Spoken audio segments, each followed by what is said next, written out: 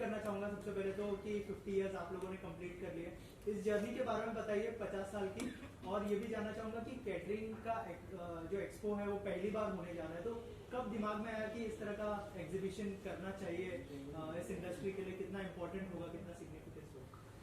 Sir ये expo वैसे कहेंगे तो हमारी जो मदर बॉडी है, मैंने जैसे डिक्लेयर किया बताया आपको कि federation of all India caterers, तो 2016 में कोविड के पहले एक एग्जीबिशन हुआ था। उनका मोटिव है कि केटरिंग की जो भी एसोसिएशन है पूरे इंडिया में उनको अंडर वन रूफ लाना, और जो केटरिंग हमारे जितने भी केटरर्स ऑल ओवर इंडिया में है उनको एजुकेट करना, उनको साथ में लाना।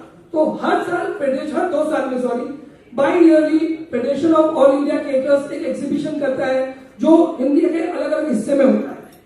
फिर हमने जैसे कि ये 50 साल पूरे, हमने सोचा कि मुंबई की बहुत बड़ी कैपेसिटी है और बहुत बड़ा परचेज पावर है, तो क्यों ना ऐसा एक एग्जीबिशन। तो ये आइडिया वहां से आई थी, जिसके ऊपर थॉट प्रोसेस किया हमारे प्रेसिडेंट साहब, हमारे पूरे कमेटी मेंबर्स ने सोचा, फिर हमारे मेंबर्स को एजीएम में हमने ये बात रखी, तो सारे मेंबर्स ने फुल हार्टेडली कहा कि नहीं हमें ये करना चाहिए। तो इस तरह से ये आइडिया आया, और क्योंकि बॉम्बे की कैपेसिटी है तो ये एग्जीबिशन बॉम्बे में हो रहा है। और एक इंपॉर्टेंट बात कि ये हर साल होगा, यानी कि this will be an yearly IP, ताकि हर साल जैसे आपको पता होगा कि हमारी केटरिंग इंडस्ट्री की जो मेन सीजन होती है नवंबर दिसंबर में शुरू होती है, तो हर साल लगभग अगस्त या सितंबर के महीने में हम ये शो आयोजित करेंगे। फ्यूचर में इसे हर साल डबल ट्रिपल करेंगे, और अगर आप सबका साथ रहा तो नेक्स्ट 2 और 3 इयर्स में हम इंटरनेशनल पेविलियन भी यहाँ पर जरूर आएंगे। Thank you. कि आप लोगों ने 12 कॉलेजेस को शॉर्टलिस्ट किया है, 30 कॉलेजेस का जो एंट्री आया था, आपसे जानना चाहूंगा हमारे देश में 62% यूथ है, तो उनके लिए किस तरह की अपॉर्चुनिटी होगी स्पेशली इस एक्सपो में, अगर उस बारे में कुछ बताएं। बहुत ही बढ़िया सवाल है। आप देखेंगे down the line 10 years catering को तो एक फिक्स मेनू सेट होता था कि 2 मिठाई होंगे, 2 फरसान होंगे, 2-3 सब्जी, रोटी, दाल, राइस, आइसक्रीम हुआ तो हुआ, नहीं तो नहीं होता था। पिछले 10 साल में इस इंडस्ट्री में एक कहते हैं जितना 70 साल में बदलाव नहीं आया उतना हर साल आया। आप देखेंगे प्रेजेंटेशन, जिस तरह से मेनू प्रेजेंट करते हैं, आप जिस तरह से डिस्प्ले करते हैं, जिस तरह से मेन्यू डिजाइन करते हैं, नई नई चीजें, फ्यूजन फूड, इंटरनेशनल फ्यूजन, और उसके साथ में सब कुछ बहुत तेजी से बढ़ रहा है। तो इस इंडस्ट्री की डिमांड भी बहुत ज्यादा है। अगर आप आंकड़े देखेंगे तो 5-10 साल पहले जितने लोग आते थे इस इंडस्ट्री में, बच्चे यूथ आते थे, आज उससे मिनिमम 50 टाइम्स ज्यादा यूथ आ रहे। आज इवेंट इंडस्ट्री वो एग्जिस्ट ही नहीं करती थी 10 साल पहले, आज बच्चे देखो बहुत शौक से। तो इवेंट इंडस्ट्री की पैदावार ही केटरिंग से हुई है। सबसे पहले हमारे यहाँ पे पंगत में बैठते खाना खिलाते थे, भोजन जरूर होता था, फिर उसमें एड हुआ डेकोरेशन, फिर थोड़ी बहुत एंट्रीज, फिर ढोल, साफा, शहनाई, और फिर इवेंट। तो ये कितना भी आगे बढ़ जाए, food will be an integral part. तो आप फूड को तो निकाल ही नहीं सकते हो। और ये एक इंडस्ट्री ऐसी है, हमारे योगेश भाई कहते हैं कि जो जन्म से पहले और मृत्यु के बाद तक, यानी कि बेबी शावर में शुरुआत होती है और मृत्यु के बाद 13-14 होता है, उसमें भी इस इंडस्ट्री की जरूरत पड़ती ही पड़ती है। तो जैसे आपने कहा कि डे बाय डे आप आज देख लीजिए, टेलीविजन पे पहले कभी नहीं आते थे, इतने सारे शोज आते हैं, मास्टर शेफ हो गए, बाकी सारे भी बहुत सारे शो आते हैं, उन्होंने बहुत कॉन्ट्रीब्यूट किया है। आजकल लोग घर पे भी बहुत सारी कुकिंग करते हैं, और जो मेन्यू का स्प्रेड है, प्लस सिर्फ मेन्यू ही नहीं, प्रेजेंटेशन, यूनिफॉर्म, किस तरह से आप खुद को प्रेजेंट करते हैं, वो सब बहुत कुछ बदल गया है। तो इसलिए इस इंडस्ट्री में ये ग्रोथ डे बाय डे बहुत ज्यादा बढ़ रही है। Thank you sir. क्योंकि आपका फर्स्ट ईयर है, तो कितने फुटफॉल्स एक्सपेक्ट कर रहे हो, वहां पर कितने लोग पहुंचेंगे जिससे कनेक्शन बनेगा? आई एम श्योर, क्या कहना चाहेंगे सर? सी अगेन मैं कहूंगा कि टेक्निकली फर्स्ट है, बट वैसे इसके पहले 4 शो एफआईसी की बॉडी में कर चुके हैं। ये हमारा जो शो है प्योरली B2B, यानी कि एक नॉर्मल एग्जीबिशन में अगर 1 लाख विजिटर्स आते हैं तो हमारे 500 विजिटर्स भी उससे ज्यादा है, क्योंकि एक बड़े केटर्स की कैपेसिटी को छोड़ लीजिए, हम एवरेज छोटे केटर्स की परचेस कैपेसिटी ईयरली देखें तो कम से कम 10 लाख से 25 लाख 50 लाख तक होती है। जो भी वहां पे आएंगे जेन्युइन बायर्स होंगे, तो footfall we are expecting anywhere between 10 to 15,000। और जैसे कि हार ने हमें कमिट किया है होटल एंड रेस्टोरेंट एसोसिएशन, अगर उनका भी टर्नआउट होता है तो it can double and triple. Sir जैसे आपने कहा कि कैटरिंग और डेकोर इंडस्ट्री जो बेबी शावर से लेकर मरने तक काम आती है, तो आपसे जानना चाहूंगा कि ये जो इंडिया की इकोनॉमी है उसमें कैसे कंट्रीब्यूट करता है, अगर उस बारे में कुछ देखिए, ये हर कोई जानता है कि इसका कंट्रीब्यूशन ऑन पेपर शायद उतना नहीं होगा, वैसे बहुत बड़ा है। और इसी बात को ध्यान में रखकर आज से कुछ साल पहले जीएसटी इसमें 18% थी, पीयूष गोयल से हम मिले थे और उन्होंने इसको 5% किया, क्योंकि केटरिंग ये लग्जरी है कुछ लोगों के लिए, बहुत कम लोग हैं जिनके लिए लग्जरी है, बाकी लोगों के लिए जरूरत है जो मिडिल क्लास है। आज आपने कुछ भी किया, शादी में आएगा, खाना कैसा था, अच्छा था कि नहीं था, सब उसी पे चर्चा करते हैं। और आप सब जानते हैं, ये इसमें कोई रॉकेट साइंस नहीं है, हम सब जानते हैं कि हमारी जो भी जीवन भर की जमा पूंजी होती है या जो हम सेविंग्स करते हैं, आज भी इंडियन लोग, उनकी एक मेंटालिटी है कि बहुत बड़ा अमाउंट सेव करते हैं अपने बच्चों की शादियों के लिए। तो ये मुझे फिगर कहने की जरूरत नहीं है, लगभग हर आदमी, छोटा हो तो वो, बड़ा हो तो बड़ा, अपने साथ लगभग 10 से 20 साल की कमाई जो भी इनकम होती है वो एक शादी में खर्च करते हैं। और इस इंडस्ट्री से इनडायरेक्टली 100 से ज्यादा इंडस्ट्री जुड़ी हुई है। उसमें होटल बोल लीजिए, ट्रांसपोर्ट पर बोल लीजिए, फोटोग्राफर बोल लीजिए, और डायरेक्टली भी बहुत ज्यादा इंडस्ट्री जुड़ी हुई है, जिससे हम कभी और चर्चा करेंगे। और ये आप कह सकते हैं कि इंडियन इकोनॉमी का बैकबोन है। लोग खुद के लिए डेली बेसिस पे कपड़े ले नहीं ले, घर पे सारा खाना खाएंगे, लेकिन शादी में मिठाई जरूर रखेंगे। अब बताइए, हम घर पे कितने दिन साल में मिठाई बनाते हैं, लेकिन शादी में जरूर रखते हैं, आइसक्रीम रखते हैं। तो शादी आज भी हिंदुस्तान में लोगों के लिए एक, कहते हैं ना कि एक प्राउड करने का विषय है। और लोग आज भी 75% लोग लोन लेकर भी शादी में खर्च करते हैं। तो इसे हम किसी भी तरह आंकड़ों में नहीं बता सकते। इतना जरूर है कि हिंदुस्तान के हर एक आदमी के लिए शादी अपने जीवन का, अपने बच्चों की शादी लाइफ का सबसे इंपॉर्टेंट मोमेंट होता है। सर, केटरिंग जो इंडस्ट्री है, कोविड में काफी इम्पैक्ट इसे भी आया था। मेरा ये मानना है कि ये आपका जो एक्सपो है उससे कितना मदद मिलेगी, क्योंकि काफी हद तक काफी बिजनेस ठप हुए हैं अलग अलग सेक्टर्स में। तो आपका बिजनेस कैसा था कोविड में, उसके बाद किस तरह से चेंज हुआ और एक्सपो से कितनी मदद मिलेगी? कोविड की बात आई तो मैं एक बात कहना चाहूंगा इस इंडस्ट्री के बारे में। जब कोविड आया था तो सबसे पहले जो प्रॉब्लम आई थी वो थी माइग्रेशन की। सब कुछ बंद हो चुका था, जो लोग अपने घर में थे ठीक है, बाकी लोगों को खाना फूड नहीं मिल रहा था। तो पूरे हिंदुस्तान में जो बैकबोन थी इसके लिए, सबसे पहले चाहे किसी ने बनाया हो, चाहे म्यूनिसिपैलिटी ने बनाया हो, गवर्नमेंट या किसी संस्था ने, उसमें उसके पीछे हमारे केटरर्स भाइयों का हाथ जरूर था कि उन्होंने ही बल्क खाना बनाकर फूड पैकेट सप्लाई किया था। और जैसे कि आपने कहा था, सबसे पहले हमारी इंडस्ट्री बंद हुई थी, कोविड 22 तारीख को आया था, तो हमारी इंडस्ट्री उससे 10 दिन पहले बंद हो चुकी थी और सबसे लास्ट में शुरू हुई। बहुत बड़ा इम्पैक्ट था, लेकिन कहते हैं ना कि जब ऐसा कोई झटका लगता है तो डबल जोश से बढ़ते हैं। और केटरिंग इंडस्ट्री जानी जाती है अपने जिगर के लिए, तो सबने जोश से, डबल जोश से आ गया है और व्यापार भी बहुत अच्छा चला है, नो डाउट। और सभी लोगों ने उससे सीखा है और उसी लिए सब चाहते हैं कि खुद को और ज्यादा अपग्रेड करें। और भले लोग कम हो गए, पहले शादी में जहाँ 2000 होते थे, शायद आज 1000 होते हैं, बट खर्च उससे ज्यादा होता है। तो हमारे लिए नई नई चीजें सीखने का ये सही मौका है और इसीलिए इस एग्जीबिशन का इंपॉर्टेंस और ज्यादा बढ़ जाता है। सर, और एक चीज जानना चाहूंगा कि क्या होटल इंडस्ट्री को भी जुड़ते हुए देखेंगे इस एक्सपो में, अगर इस बारे में बताएं? बिल्कुल वैलिड सवाल है।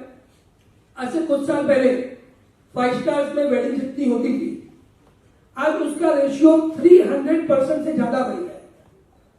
आज हर एक 5 स्टार ने एक अपना अलग सेगमेंट बनाया है, वो वेडिंग को टारगेट कर रहे हैं। प्लस होटल्स में जितनी भी मिडिल या उससे बड़ी होटल है, हर एक में कहीं ना कहीं छोटा मोटा बैंक्वेट होता ही है, 25, 50, 100, 200 से लेके 1000, 2000 तक। तो वो सब यानी कि आप कहिए कि हमारी इंडस्ट्री में यहाँ पर एग्जीबिशन में जो भी चीज हम डिस्प्ले करेंगे वो सारी चीजें एक होटेलियर के काम की होगी।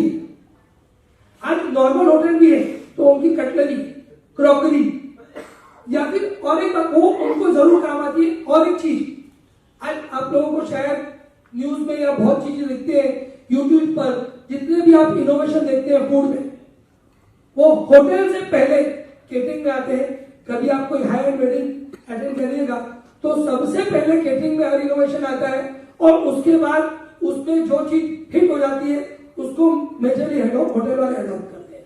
तो होटल वाले, आहार और मुंबई की जो दो सबसे बड़े एसोसिएशन है, आहार और होटल एंड रेस्टोरेंट एसोसिएशन, दोनों ऑलरेडी हमारे साथ जुड़े हुए। आप उनके लोगो भी देख सकते हैं हमारे साथ में, सपोर्टेड बाय फुल हार्टेडली, उनका भी सपोर्ट हमारे साथ में है। तो वो ऑलरेडी हमसे जुड़े हुए हैं। सर आखिर में जो लोग देख रहे हैं उनके लिए कोई मैसेज देना चाहेंगे आप? मैसेज यही देना चाहेंगे कि आप लोग प्लीज बड़ी से बड़ी संख्या में आइए, इस शो को सफल बनाइए। पहला साल हम चाहेंगे आपका कंट्रीब्यूशन 200%, उसके बाद से 2 या 3 साल बाद ये एग्जीबिशन आपको बहुत कुछ फायदा देगा, रिटर्न में बहुत कुछ मिलेगा। तो दोस्तों सब लोग आइए, हम मिलते हैं 17, 18 एंड 19 अगस्त को बॉम्बे एग्जीबिशन सेंटर नेस्को गोरेगांव में। कहां पर? Cello presents catering and decor expo 2023 powered by server. Thank you.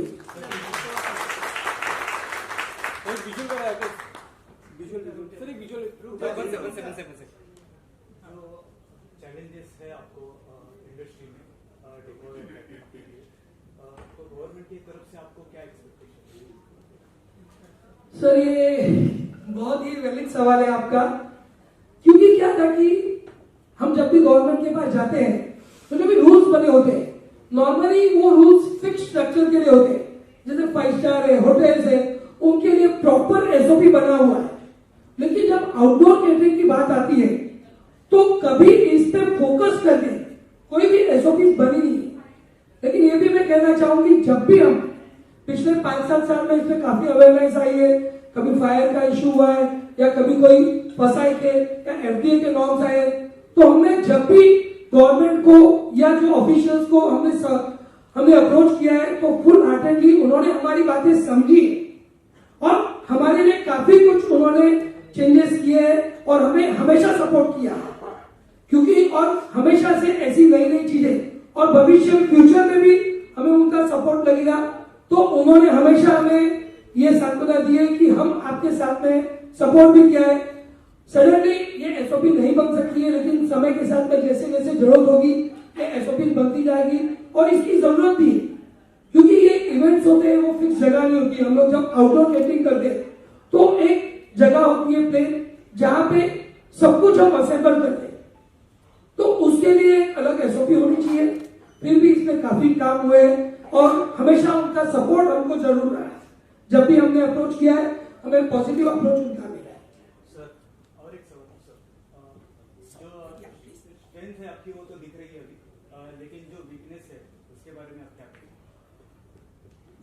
Sir आपने जिसको स्ट्रेंथ बोला शायद वही हमारी वीकनेस है। क्या है ना, देखिए जब कोई शॉप्स होती है ना तो उनका पर्टिकुलर, जैसे आप टेलीविजन लेने जा रहे हैं तो एक जन 25,000 में बेच रहा है तो दूसरा 24, तीसरा 24.5, तो इनकी एक लिमिटेड होती है।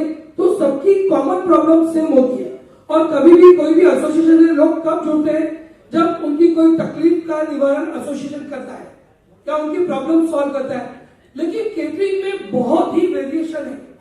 आपको 200 रुपए में बढ़िया खाना मिलेगा, 800 में मिलेगा, 1500 में मिलेगा और 15,000 वाला भी मिलेगा। 15,000 वाले की जरूरत अलग है, उनकी प्रॉब्लम्स अलग है, 200 वाले की जरूरत अलग है, प्रॉब्लम्स अलग है। उसके साथ में कुछ समय पहले तक जो कंपटीशन होता था बहुत ही ज्यादा कंपटीशन था। आपने भी देखा होगा, आपके घर पे शादी आई होगी तो आप 5 जन को बुलाते हैं, बाबा इसने तो 300 बोला, आप 280 में करो, आप 260 में करो। तो इससे एक प्लेटफॉर्म पे नहीं आ रहे थे। लेकिन जैसे कि ये एग्जीबिशन है और अभी लोग समझ भी रहे पहले हमारे एजीएम में हमारे जो पुराने सदस्य हैं, जो काफी इन्होंने हार्डकोर मेहनत की है लोगों को जोड़ने के लिए। मैं तो अभी अभी जुड़ा हूं, मैं बोल रहा हूं, लेकिन ये जो बातें हैं, ये इनकी दिल की बातें हैं, जो तकलीफ इन्होंने सही है, वो सारी चीजें मैं आपको प्रेजेंट कर रहा हूं। 15 लोग नहीं आते थे, लेकिन आज इतने मेंबर्स आ रहे हैं बिग डे पे भी, तो ये हमारी स्ट्रेंथ है और आगे चलकर ये मल्टीपल हो। और स्ट्रेंथ ये है कि जैसे मैंने कहा कि बड़े से बड़ा इवेंट, आप किसी 5 स्टार वाले को बोलेंगे कि भी आज दोपहर को या कल शाम को या कल हमें 50-500 आदमी 1000 आदमी का खाना खिलाना है, तो वो हड़बड़ा जाएंगे। या 200 आदमी बढ़ गए तो उनका सिस्टम मिल जाता है। आप केटरर्स के पास आइए, यहाँ पे ऐसे ऐसे तुलम खान बैठे हैं यहाँ पे महारथी, कि आप बोलिए कि कल सुबह हमें 10,000 आदमी को खाना खिलाएगा, वो बोलेंगे हो जाएगा, दूसरा कुछ नहीं पूछे। तो ये हमारी स्ट्रेंथ है। यस,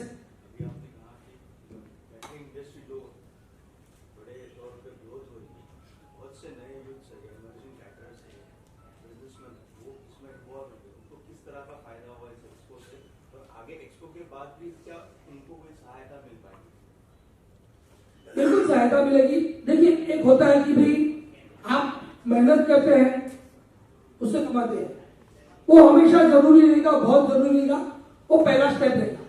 लेकिन उसके बाद क्या, मैं आपको एक सिंपल एग्जांपल देता हूं। आप रोड पर वड़ा पाव खाते हैं, बहुत टेस्टी होता है, सबसे सस्ता होता है। इडली रोड पर खाते हैं, आज अन्ना की इडली सबसे बढ़िया होती है, सबसे सस्ती मिलती है। लेकिन एक लेवल के बाद आप जब रेस्टोरेंट में जाते हैं, टेस्ट वही होता है, रेट बढ़ता है, और ऊपर जाएंगे तो और।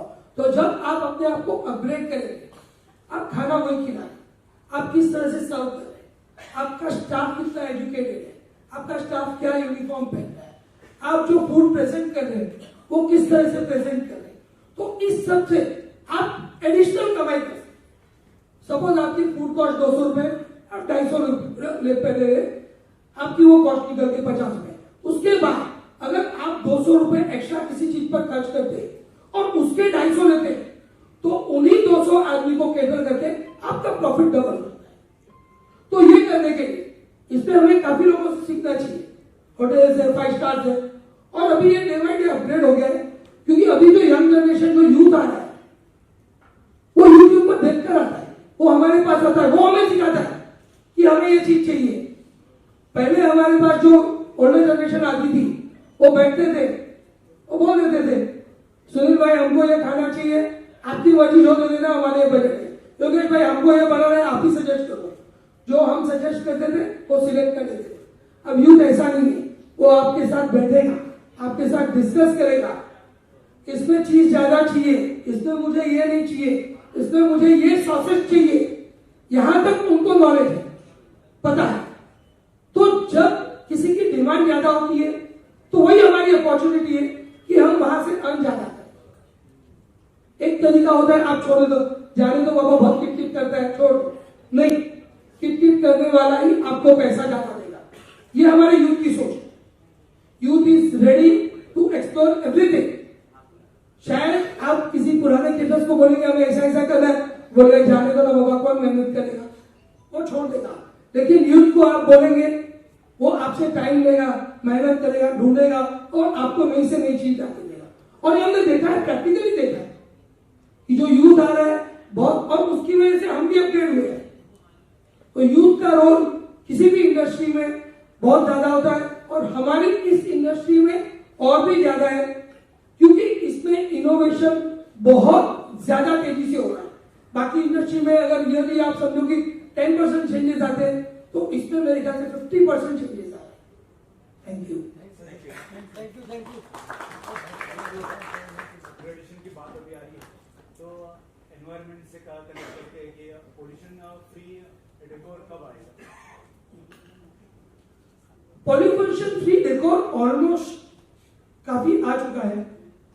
कुछ चीजें हैं, जैसे कि मैंने कहा जब इस पे एसओपी बन जाएगी डेकोर में, मेरे ख्याल से शायद अभी कोई पॉल्यूशन ऐसा है नहीं। फायर क्रैकर्स जैसे आप, हाँ नहीं, अभी इसमें जैसे गवर्नमेंट ने काफी रूल्स लाए हैं। अभी आपको मैं फॉर एग्जांपल बताऊंगा, ये यहाँ पर जो लगा है हमारे खानेका जी ने, ये कपड़ा लगा है। तो पहले प्लास्टिक लगता था, ये कपड़ा लगा है। कुछ चीजों में जरूर और इम्प्रूवमेंट आना चाहिए। ये भी तभी आएगा जब अवेयरनेस आएगी, तब इम्प्रूवमेंट आएगा। काफी कुछ चेंज हो चुका है, लेकिन जरूरत हमेशा है।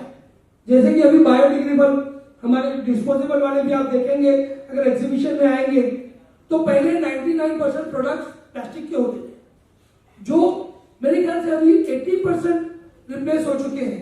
यहाँ पे हमारे जो डिस्पोजेबल वाले भाई साहब बैठे बताएंगे 80 to 90% रिप्लेस हो चुके हैं, यानी कि उतना एनवायरमेंट फ्रेंडली हो चुके हैं। और उसमें और भी जरूरत है, हमेशा रहेगी, और वो हम एडॉप्ट करते जाएंगे टाइम के साथ। और एक चीज थी, अभी आपने यूथ की बात की है, तो यूथ और एआई जो आज हिट है, तो उसके रिलेशन में कैटरिंग सर्विसेज क्या सोच रही है? एआई का जैसे मैंने कहा, एआई अभी आने वाला है, लेकिन आज से कुछ साल पहले शायद आप इंटरनेट पे सर्च करते तो आपको 2-4 दिखते, उसमें से केटरिंग सर्विसेज, केटरर्स, महाराज, हलवाई। आप आज किसी भी एरिया में डाले, आपको नाम से लेकर उनके फेसबुक पेजेस है, वो आप देख लीजिए, आपके सवाल का जवाब आपको मिल जाएगा। जितना वो सोशल मीडिया पे अवेयरनेस है, जिस तरह से खुद को प्रेजेंट कर रहे हैं, तो ये ऑलरेडी अपडेट हो चुका है। लेकिन इस फील्ड में अभी भी बहुत स्कोप है कि भाई बहुत ज्यादा जरूरी है, और वो तभी होगा जब यूथ आएगा। आपके आने के पहले हम वहां पे खड़े थे, सतीश कानेका जी ने हमसे एक बात कही कि कल वो 20-25 केटरर्स थे, उसमें से ज्यादातर के ऐसे थे कि उनकी सेकेंड जनरेशन आना नहीं चाहती। इसका मैं एक कारण बताऊंगा। आज से कुछ साल पहले जब केटरिंग में आते थे ना, उसको डिग्रेड समझते थे कि यार क्या केटरिंग में है, वो सर्विस करेगा, प्लेट उठाएगा, लोगों को परोसेगा। लेकिन आज जब ये इस चीज को बहुत बड़े लेवल पर गए, हमारे जो शेफ्स है, संजीव कपूर, विकास खन्ना, रणवीर ब्रार, हरपाल सिंह जी, तो लोग इसे प्राउड समझते हैं, और जब भी वो आते हैं अपना एप्रन समझना, उसको अपने लिए प्राउड फील करते हैं। तो अब सोच का तरीका बदल गया है। अब इवेंट्स है, केटरिंग है, शेफ्स आ गए, तो अब इसे सम्मान समझते हैं। पहले इसे अलग नजरिए से देखा था। तो अभी यूथ भी जरूर इससे जुड़ेगा, क्योंकि ये इंडस्ट्री बहुत अच्छी इंडस्ट्री है। बहुत कम इंडस्ट्री ऐसी है जिसमें पहले माल बेचना है फिर खरीदना है। अगर आप सही तरीके से करेंगे, बाकी में आप सामान खरीदते हैं, स्टॉक रखते हैं, कस्टमर का वेट करते आएगा फिर बेचते हैं। इसमें ऐसे नहीं, हमें ऑर्डर आता है फिर हम प्रिपरेशन करते हैं। तो इंडस्ट्री बहुत अच्छी है, और यूथ का इन्वॉल्वमेंट दिन में बढ़ रहा है।